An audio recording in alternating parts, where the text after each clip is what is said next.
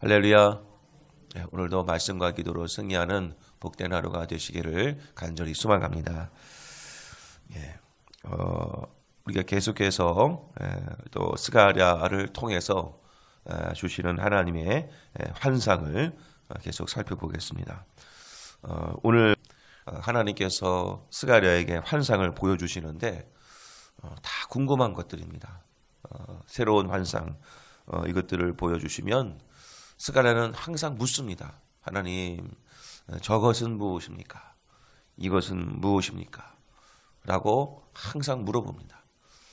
이것을 통해서 지난 시간 말씀을 드렸듯이 하나님께서 보여주시 않으시면 우리는 절대 깨닫지 못한다라는 것이고, 그러나 하나님께서 보여주시는 것에 우리가 질문을 던질 수 있고 물어볼 수 있는 것이 큰 특권이다.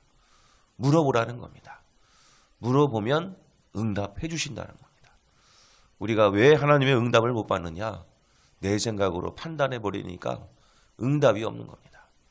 무슨 일이 있든지 간에 항상 하나님께 작은 것이라도 물어보라.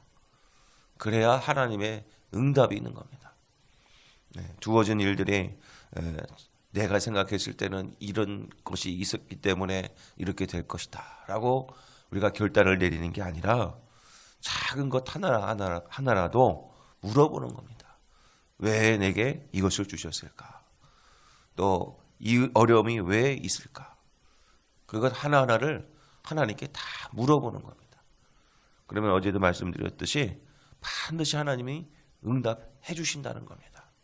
이것이 이 스가랴의 환상들을 보면서 우리가 깨닫는 것들입니다. 이제 앞으로 6장까지 계속해서 7장까지 보시게 될 텐데, 이 스가랴를 통해서 주시는 환상은 다 다른 것들이지만 그러나 하나님의 메시지는 딱 한 가지입니다. 돌아오라 이겁니다. 돌아와라. 나에게로 돌아와라. 그것 하나를 말씀하시기 위해서 여러 가지 환상들을 보여주시는 겁니다. 이것을 통해서 알 수 있는 것은 어쩌면 하나님께서 우리에게 같은 메시지를 주시지만 각 성도님들에게 각 삶의 현장 속에서, 가정 속에서, 자녀들 속에서 여러 가지 메시지로 오늘도 우리에게 하나님의 메시지가 전달되고 있습니다. 그렇다면 각 상황 속에서 우리에게 주시는 그 하나님의 말씀을 내가 온전히 깨달을 수 있도록 그 하나님께 묻고 구하는 것, 그것이 우리들이 해야 될 일들이다. 자, 오늘 말씀을 통해서도 말씀하십니다. 1절, 2절 말씀을 보면 무슨 환상이냐? 날아가는 두루마리 환상이다. 1절에도 나오고 2절에도 나옵니다. 그러니까 2절 말씀 가니까 이제 스가랴가 또 묻습니다. 하나님, 저 날아가는 두루마리가 도대체 무엇입니까? 또 묻습니다. 그때 하나님이 3절입니다. 3절 같이 읽어볼까요? 시작. 그가 내게 이르되 이는 온 땅 위에 내리는 저주라. 도둑질하는 자는 그 이쪽 글대로 끊어지고 맹세하는 자는 그 저쪽 글대로 끊어지리라 하니. 자꾸 물어보니까 하나님이 3절 내게 이르되, 이제 응답이 오는 겁니다. 자, 응답을 주시는데 그것은 무엇이냐? 온 땅 위에 내리는 저주다. 이것입니다. 하나님께서 보여주시는 이 날아가는 두루마리 환상은 온 땅 위에 내리는 저주를 말씀한다 라고 친절히 하나님께서 말씀해 주십니다. 이것을 통해서 알 수 있는 것은 하나님의 저주, 하나님의 심판은 어느 누구도 예외일 수 없습니다. 내가 아무리 숨고 숨어도 하나님의 심판 앞에서는 피할 자가 없다는 겁니다. 인터넷 기사를 보긴 했지만 이제 미국에도 이런 곳이 있다고 합니다. 그 방공호라고 하죠. 핵 폭탄이 떨어져도 살아남을 수 있는 그런 방공호를 만들었는데, 지하 몇 킬로미터 되는 곳에 이렇게 구멍을 이렇게 동굴을 파가지고 거기에서 물도 자가 공급되고 심지어는 그 지하 깊은 곳에 수영장도 있고 할 정도로, 그래서 몇십억에 달하는 수많은 비용을 투자해가지고 거기 들어가서 산다는 겁니다.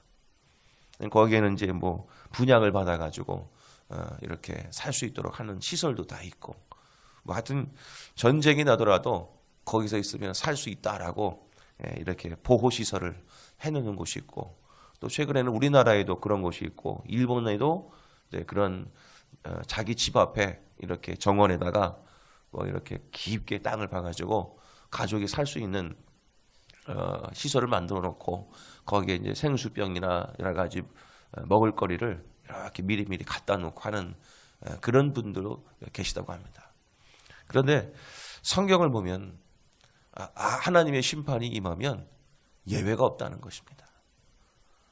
그것을 안다면 차라리 그 피난처를 내가 만들지 말고 하나님께로 그 피난처를 삼을 수 있도록 오히려 내가 더 기도하는 것이 더 좋습니다.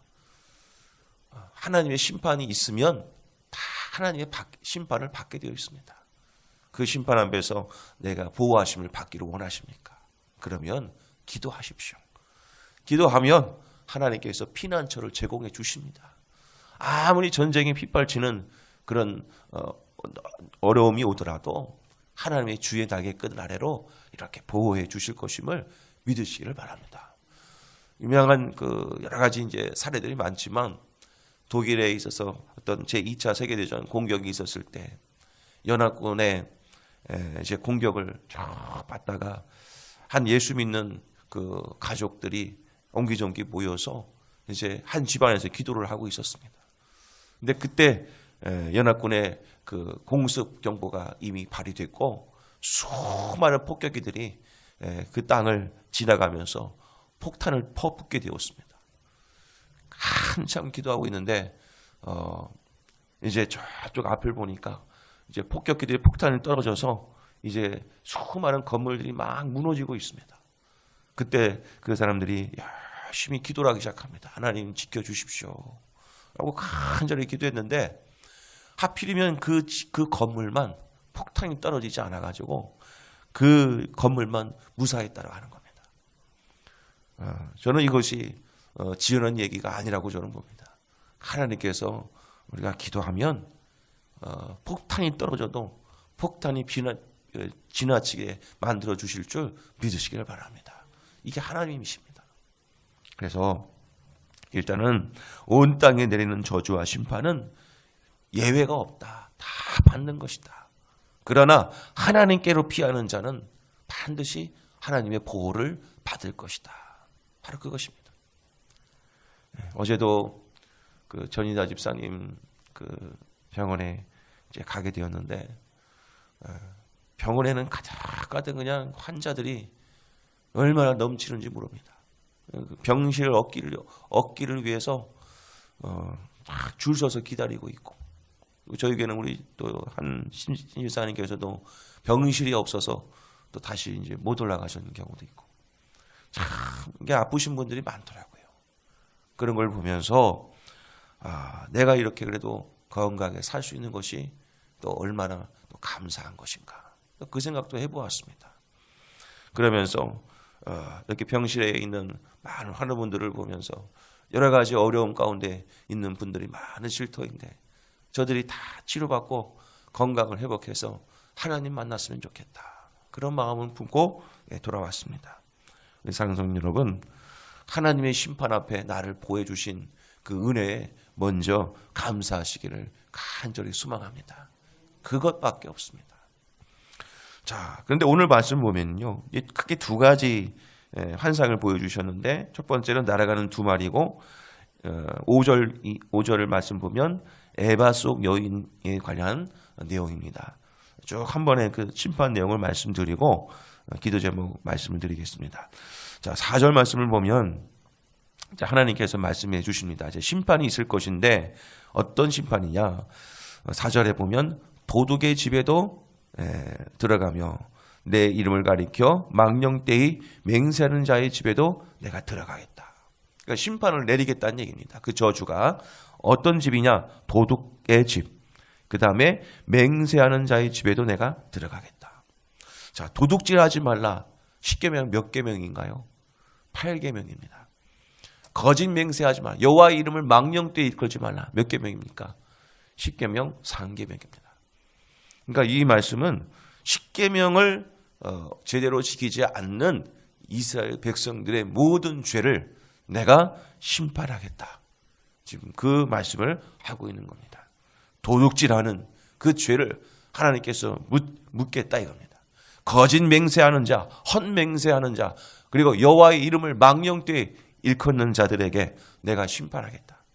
그 말씀을 지금 하고 있는 겁니다. 무엇이 도둑질이겠습니까? 하나님의 것을 하나님의 것으로 드리지 않는 것, 그것이 도둑질입니다. 거짓 맹세하는 것, 내가 하나님을 믿는다 하면서도 하나님을 믿지 않는 것, 능력을 믿지 않는 것, 그것이 거짓 맹세하는 자들입니다. 하나님께서 그들에게 심판하겠다. 또 이번에는 5절 말씀을 보면 에바 속 여인의 환상이죠. 거기서 보면 6절 말씀 보니까 내가 묻되 이것이 무엇이니까 하니 그가 이르되 나오는 이것이 에바이니라 하시고 또 이르되 온 땅에서 그들의 모양이 이러하니라. 여기서 에바가 나오는데 7절 말씀 가면 이 에바 가운데에는 한 여인이 앉았느니라 하니 그때 둥근 납 한 조각이 들리더라. 이제 8절 그가 이르되 이는 악이라 하고, 여기서 악이라는 겁니다. 에바 속의 한 여인은 무엇을 뜻하느냐? 악이라는 겁니다. 악한 것. 여기서 한 여인은 당시에 주로 개인의 가정 속에서 갖고 다니는 조그만 우상을 뜻하는 겁니다. 조그만 우상들. 이제 바벨론에서 주로 유행했던 조그만 우상. 그런 우상들이 아주 만연해 있었습니다. 바알 우상, 아세라 우상, 집안에 조그맣게 조각을 해서 집안 곳곳마다 올려놓고 예배를 드렸던, 제사를 드렸던 그 우상들, 그 우상들을 대표하는 것이 한 여인이라는 겁니다. 에베 속에 한 여인, 앉은 그 한 여인, 그것을 내가 둥근 납 한 조각으로 그것을 눌러버릴 것이다. 꼼짝 못하도록 내가 눌러버릴 것이다. 자, 그래서 8절 말씀 가면 그가 이르되 이는 악이라 하고 그 여인을 에바 속으로 던져놓고 납조각을 에바 아기 위에 던져서 덮더라. 이 하나님께서 그 악한 우상을 내가 탁 덮어버리겠다 이겁니다. 너희들이 갖고 있는 그 우상, 하나님을 믿는다 하면서도 그곳에서 섬기는 우상 내가 다 덮어버리겠다. 그리고 나서 9절 말씀 가면 내가 또 눈을 들어본 즉 두 여인이 나오는데 하계 날개 같은 날개가 있고 그 날개에 바람이 있더라. 그들이 그 에바를 천지 사이에 들었기로. 결국에는 그 날개끈을 바람으로 다 휘몰아 버리겠다. 그래서 어디로 내가 그 바람으로 날려버릴 것인가? 11절 가면 그가 내게 이르되 그들이 신할 땅으로 가서 그것을 위하여 집을 지으려 하매니라. 신할 땅이라는 것은 바벨 땅을 뜻하는 겁니다. 바벨탑, 우리가 성서 여행을 통해서 알게 되죠. 메소포타미아, 티그리스 유프라테스 유역에 있는 바벨, 바로 그것이 신할 땅입니다. 그리고 그것은 무엇을 뜻합니까? 바로 페르시아 제국의 도시를 뜻합니다. 너희들이 갖고 있는 그 우상을 다시 그 땅에 다시 돌려보내고 이 땅에는 하나님만 섬기는 그것만 남기기를 원한다라는 하나님의 메시지가 여기에 숨겨져 있는 것이죠. 그래서 오늘 5장 말씀을 전체를 제가 말씀을 드리면 이것입니다. 하나님께서는 십계명을 지은 죄에 대해서 물으시고 우상을 섬겼던 이스라엘 백성들의 죄를 물으셨던 겁니다. 이 얘기는 즉슨 무엇입니까? 북이스라엘 땅이 아수르라는 나라에 의해서 멸망한 이유, 그리고 남유다가 바벨론이라는 나라에 멸망한 이유, 그리고 너희들이 바벨론의 포로로 70년 동안 끌려가서 고생하고 여러 가지 어려운 일을 겪었던 이유, 그리고 너희들이 포로에서 돌아와서 팔레스틴 땅에서 이제 성전을 다시 재건축하고자 하지만 이런 어려움들을 많이 겪는 이유, 그것이 무엇인 줄 아느냐? 너희들의 죄 때문이다 이런 겁니다. 죄 때문이다. 너희들이 그 죄를 해결하지 않고서는 너희들의 그 모든 것들이 다 안전하게 이루어질 것이 아니다. 너희들이 왜 그것을 모르느냐 하고 하나님이 그것을 알려주시는 겁니다. 성도님 여러분, 우리가 겪은 모든 어려움은 우리의 죄 때문임을 우리가 꼭 깨달으시기를 바랍니다. 죄 때문이라는 겁니다. 그래서 하나님은 그것을 깨닫게 하시기 위해서 하나님이 심판이라는 그 도구를 사용하신다는 겁니다. 그러므로 이것을 꼭 기억하십시오. 내게 이루어지는 모든 일들 가운데 어려움이 있다면 그냥 하나님이 어려움을 주시는 게 아니라는 겁니다. 뭔가 해결받기를 원하는 하나님의 뜻이 바로 그 심판 속에 숨겨져 있다는 겁니다. 심판에는 아무 이유 없이 하나님이 던지는 게 아닙니다. 이것을 꼭 기억하십시오. 내게 오는 작은 몸의 변화도 하나님께서 주시는 신호인 줄 믿으시길 바랍니다. 저는 감기 하나 걸려도요, 그냥 몸이 피곤해서 그렇지 않습니다. 다 하나님이 뭔가 주시는 신호가, 메시지가 있다는 겁니다. 내게 오는 어려움 그냥 오는 게 아닙니다. 하나님이 뭔가 주시는 겁니다. 왜냐하면 하나님께서는 천지 만물을 창조하셨죠. 처음과 끝이십니다. 이 세상에서 이루어지는 모든 일 우연인 것 같지만 결코 우연이 아닙니다. 필연입니다. 내가 오늘 만나는 모든 사람, 내가 겪는 모든 사건들 결코 우연이 아닙니다. 하나님의 계획하심 속에서 다 이루어지는 일들입니다. 우리의 눈이 어두워져서 하나님의 뜻을, 하나님의 세계를 보지 못할 뿐이지, 우리의 귀가 어두워져서 하나님의 음성을 듣지 못할 뿐이지, 지금 이 순간에도 하나님의 계획으로 충만한 겁니다. 그러니까 내게 이루어지는 일들에 대해서 이제는 그것을, 하나님의 뜻을 자꾸 묻는 겁니다. 하나님 무엇입니까? 말씀하시옵소서. 하나님 제가 회개할 것이 있습니까? 하나님 말씀하옵소서. 그렇게 물으면서 나아갈 때 하나님께서 우리의 모든 죄를 용서해 주시고, 그리고 모든 환난과 어려움 앞에서 우리를 건져 주실 것이고 우리를 보호하여 주실 것입니다. 사랑하는 성도 여러분, 오늘의 이 환상을 통해서 우리가 깨닫는 건 하나님은 죄를 싫어하신다는 겁니다.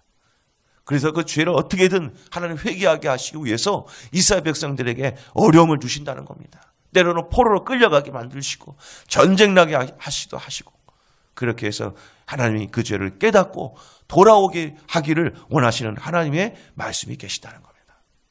그리고 하나님께서는 우상을 싫어하십니다. 하나님을 섬긴다면서도 하나님을 올바로 섬기지 않는 모든 우상을 싫어하신다는 겁니다. 집에 있는 작은 우상 그 하나도 싫어하시는 하나님. 오늘도 내 마음속의 우상은 무엇인가? 내 삶 가운데 우상은 무엇인가? 철저하게 하나님 앞에 회개하십시오. 자녀들이 우상되지 않기를 바랍니다. 그리고 내가 가진 것이 우상이 되지 않기를 바랍니다. 하나님보다 더 사랑하는 것, 그것 자체가 우상입니다. 오늘도 그것들을 철저하게 버리시고 하나님만을 섬기실 때 하나님께서 주시는 놀라운 축복을 누리시는 복된 모든 성도님 여러분 되시기를 간절히 소망합니다.